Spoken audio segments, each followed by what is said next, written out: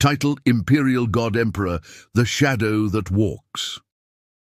Yu Shen was the third prince of the Jade Flame Empire, but the world never knew him. He was born without the use of his legs, cursed, or so the court whispered, by karmic sin or ancestral shame. His brothers trained in sword and fire. He watched from a palace of silk and pity, until the night of the eclipse. That was when his shadow stood up. He thought it was a dream, but the next night it walked again, and it spoke. "You are not weak," it rasped, "only sealed."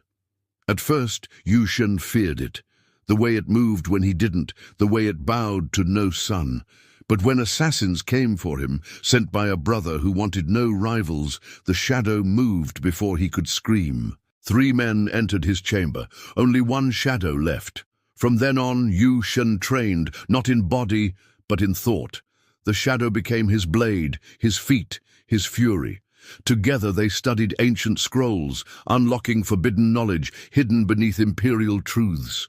The shadow remembered a time before empires, before gods walked the world. "You were born of war," it whispered, "a forgotten pact, a sealed vessel."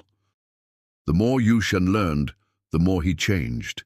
He no longer longed to run, he longed to rise. When his father lay dying, poisoned by his own sons, the court prepared to name the eldest prince as heir.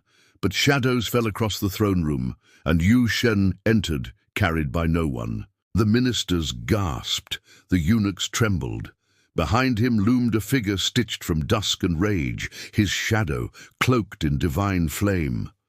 "I cannot walk," he said calmly, "but I can rule." His voice echoed like thunder beneath the jade dome. No one dared move. The eldest prince rose to strike him, but his own shadow turned against him, slashing his throat in silence. Yu Shen smiled sadly. "All shadows belong to me now." The empire didn't erupt in civil war. It bowed, for a crippled prince with a walking shadow had become the shadow sovereign. And in his reign, no lie could hide, because shadows never forget. And under his rule, every secret would stand trial, even the gods.